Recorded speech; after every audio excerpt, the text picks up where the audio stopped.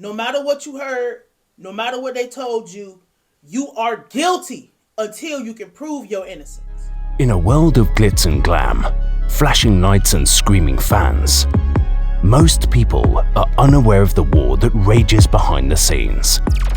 And that war includes your favorite artist and your favorite songs.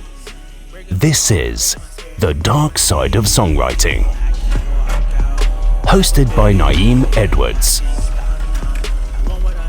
Welcome to The Dark Side of Songwriting. My name is Nayim Edwards. I am your host, and today I was going to break this up into individualized parts, and I'm still going to break this up into individualized cases, but I feel that I have to start this off with explaining why there is no way for this nigga Tory Lanez to win, no matter the outcome of the case, no matter what the fuck happens with this shit, no matter what.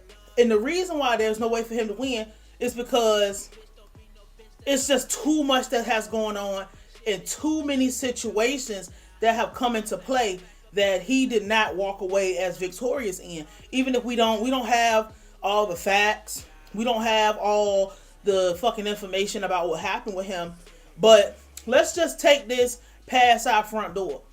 I'm somebody who I've known about Tory Lanez since I was 15, 16 years old. I've known about Tory Lanez half of my fucking life. And that's because he had a whole fucking situation and career way before people knew about who the fuck he was. I'm talking all the way back to the Swavy mixtapes, all the way back to Sincerely Tory. And a lot of people don't know that Tory Lanez. A lot of people don't know anything before the Chicks tapes. I was there from the very fucking beginning when this nigga was trying to get on. This nigga was doing everything that he possibly could do, right? It's crazy because I said that a lot of this pent up animosity, a lot of this crazy ass shit that you see with Tory's career it comes from and stems from the fact that he has been bitter half of his career. No fuck what's going on right now, because we're gonna get to that in a minute, but he's been bitter because this is somebody who, before he got on, before he became a mainstream success and popular, it don't have nothing to do with all the independent. It don't have nothing to do with sticking no label up. It's nothing to do with that. This was somebody who actually had to grind and get it out the mud the real way. He didn't have no help. He didn't have nobody, doing anything for him. He had to produce himself. He had to write himself, record himself. This is actually one of the people who introduced, not him per se knowing me, but introducing me to the fact that you can do all of this shit way before Russ and all these other folks, right? He came in the game having to do everything himself. And I say came in the game, he started his music career this way. He wasn't getting no respect. Nobody gave him his just due, even though he was living in New York, he was living in Florida, all of this shit, he still had to fight and claw his way. So that's why he ended up naming that first project I Told You or some shit like that. It's because by the time he got to that point and he actually had a hit song, there was so much work and so much bullshit that came from the back end, that came from everything he had to do before. He almost felt vindicated, I guess would be the word, when he finally got to the level that he wanted to get at, but he got there in spite of whatever all this shit is. That's the first part of why this nigga acts the way he does now, is because he was bitter most of his career because he didn't get the same shit that the frauds from where he's from Canada, and you can fill in the blank with whoever fraud you want to stick there. The same people he's writing for, the same people he's doing work for, the same people he's doing shit for. A nigga was not getting no respect, on top of, if you want to be vain about it, a nigga being short as fuck, a small ass nigga finally getting some power, not really knowing what to do with it. If you ever listen to his lyrics, he always talks about how bitches ain't like him, but he was dirty and poor, he fucked up in his childhood, all this crazy ass shit, having to do XYZ to make ends meet. Shit is fucked up, right?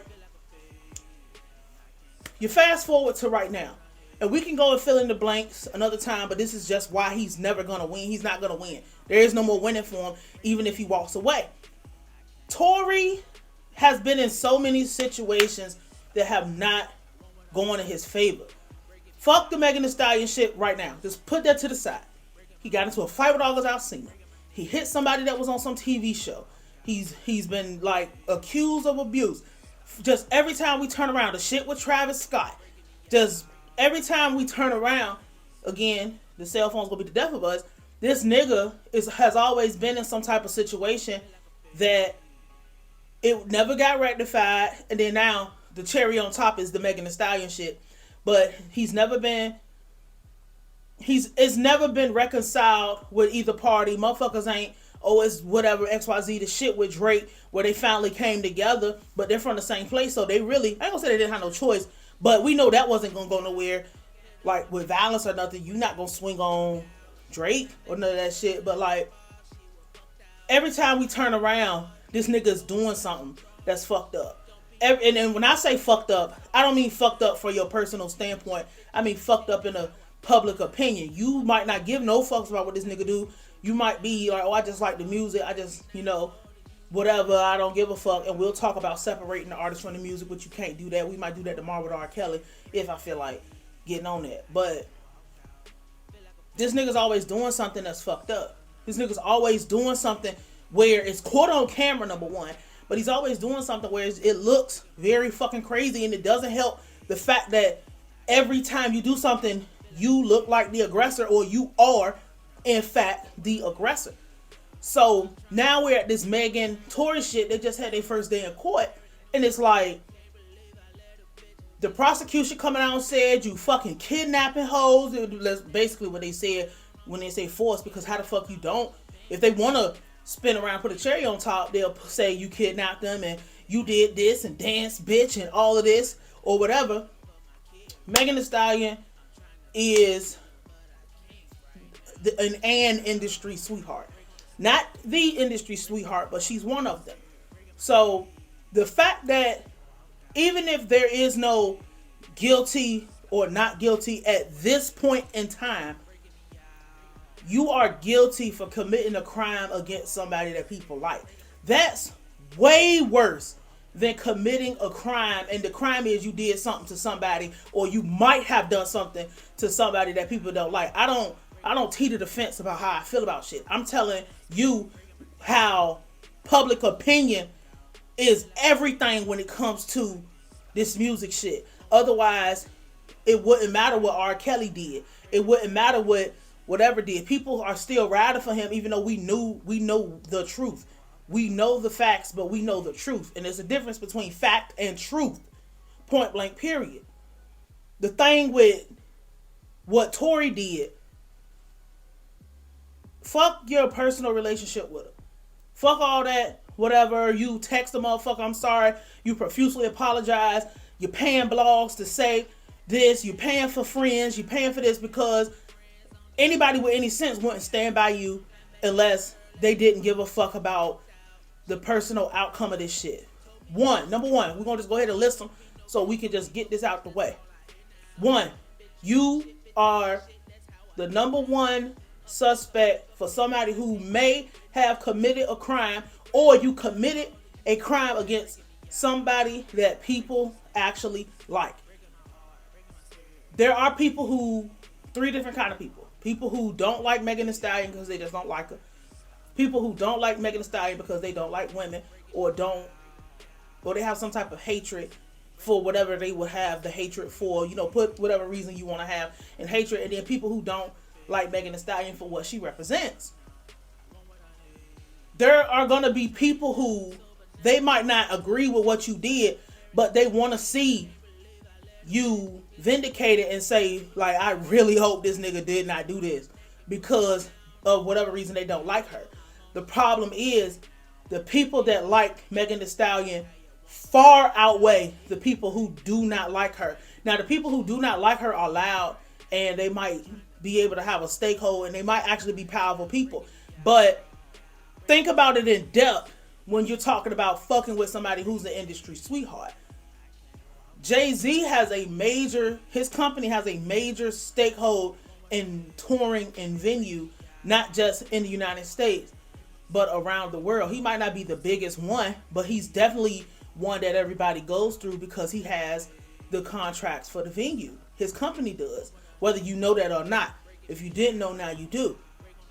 All a motherfucker gotta say is, I'll take my contracts to somebody else if you fucking with this nigga Tory. We're not fucking with him because of what may or may not have happened. Nobody, the people who know what happened was the people who's dead. If it comes out, and then like, can we just put a note in here? When did motherfuckers start just believing anything? Like, it doesn't matter about whatever, but when did motherfuckers say, oh, we're standing with the justice system? And this is for both sides, but it's like, we're standing with the justice system because Tory's innocent. We're standing with the justice system because Meg is innocent. Or we're standing with XYZ because the justice system is bullshit. It's like people don't have their own mind when it comes to a lot of shit. So they're going to lean towards whoever they have personal emotional attachment or feelings towards. So that's going to determine whether they believe in the justice system or not. But this is not necessarily about that. That plays a heavy part into why or if people would fuck with you or not. However, you playing with somebody who you committed a crime, whatever the crime is, whether you're guilty or not, something happened. So that's enough for people to say, you know what? We don't want him at the venue. And if you bring him out here, we'll take our contracts somewhere else. We're not giving you no contracts because you are a risk. These venues, these places, all these places can be like, you're too much of a fucking risk. And that's with or without you being actually guilty or convicted by law or whatever. So venues, performance places, anybody, companies, musicians, and we'll just slide it to number 2. Musicians, anybody who stand by you is at risk of ruining their reputation. Just because you are guilty of doing something, going back to number 1, you are guilty of doing something to somebody that people like. Anybody who stands by you, if you don't walk away from this bitch 100% with your name cleared, that is going to be the only thing that saves them. Because as soon as this shit is over, we're going to forget about it like we forget about a murdered rapper. You actually being guilty in a court of law of doing something, especially something as heinous as shooting a bitch in the foot, anybody who stood by you, people are automatically going to put their name in the abuser, sympathizer category. I have to reiterate this because some people seem to don't understand that it's not about how we individually feel, it's about how the group feel. Most people feel like if you stand by somebody, you are guilty of whatever that person does. I don't understand how you want to be a public figure or you want to be somebody who does anything public and you don't understand that standing by somebody means that you condone it at this point. It doesn't matter if it makes sense to you. It doesn't have to make sense to you, or you thinking you walking into the room with common sense. That shit is bullshit. Common sense is not transferable currency in today's time. Because if you stand beside a pedophile, I'm just going to assume you're a pedophile. If you stand beside a rapist, I'm going to assume you're okay with people raping folks. If you stand beside a goddamn killer, I'm going to assume that you condone that. Because why are you standing beside them? That is how people think. That is how people feel. And that is how shit is going to go. You committing a crime, anybody that stands around you and say, you know what, I'm standing with them, they can actually have a real relationship with you and just try to support you in your time of mental angst. But that shit that's bullshit. Because if it comes out that you actually did this and you actually are guilty of everything that you are being accused of being guilty of, why are they standing by you? So they're going to run hot and run the risk, and they're going to have to completely cut you off. It's going to be a very lonely time for this nigga. Like, I'm telling you, if it comes out he did this, it's going to get very, very fucked up. But you're going to still have people that stay, I don't give a fuck. Because if you're guilty, people are going to say, I always knew it, y'all owe her an apology. If you're not guilty, people are going to say the justice system is bullshit. And the reason that it's going, well, that's number 3, it's going to fall into that is because you're not a likable person. Like, I can tell it's bullshit. You used to be likable, but you're just not likable anymore. Like, ever since you got this complex about you, or it's perceived to be a complex about you, your talent doesn't matter when we're talking about your attitude. Your talent doesn't matter when you're talking about every time a nigga see you, you doing something fucked up, or you doing something that's so off the fucking wall. Like August Alsina didn't want to speak to you, and any regular person, if somebody don't speak to them, it's just like, whatever, fuck that nigga. Like, it could have been like, nigga, fuck you. That would have been reasonable and acceptable, right? But you hooked off on a nigga who was just didn't want to say nothing to you. So that looks crazy. Everything you've done makes you look fucking nuts. It's never gonna, no matter what. And I guess I'll end on this last point because I don't want this to be too much of a stretch. She's gonna have people to stand by her no matter what, because it's more niggas like you, and I'm saying more niggas who are emotional, more niggas who don't have self-control, more niggas who don't know what to, do with themselves when shit doesn't go their way. It's more niggas like that than it is bitches like Meg Thee Stallion, because Meg Thee Stallion is just a representation of whatever the fuck people will sit her in the category to be. It doesn't have nothing really to do with, it's more, it don't have nothing to do with how, you might not like the music, you might not like this, you might not like that. She's under 30, she's black, a woman, and she was just a victim of a crime. People might not be mad at you for what you personally did to her. They could be mad at you, and a lot of people will be mad because you did something that triggered something inside of them, because they may be a victim. They may have a sister who was a victim. They might have a female relative who was a victim of the hands of some nigga who got mad at her for whatever reason. There's no justification for what a nigga does. If you are having a dispute and it goes into violence, people are going to identify with that, so you are guilty. There is no winning. There's nobody. If this shit comes out to be what it is, it's nobody that's going to stand and be like, and if they do, there could be people who are on your side and reach out and want to whatever, but they don't want to come out, and you're bitter about that, and it all goes back to how you came in and what you had to do to get to this point, having to do this, that shit that stick up with the label. That shit is garbage, bro. Like, you have a lot of internal conflict just because of the way you carry yourself from what we see. We don't have to know you personally. They say, don't judge a book by its cover. You should never judge a book by the cover.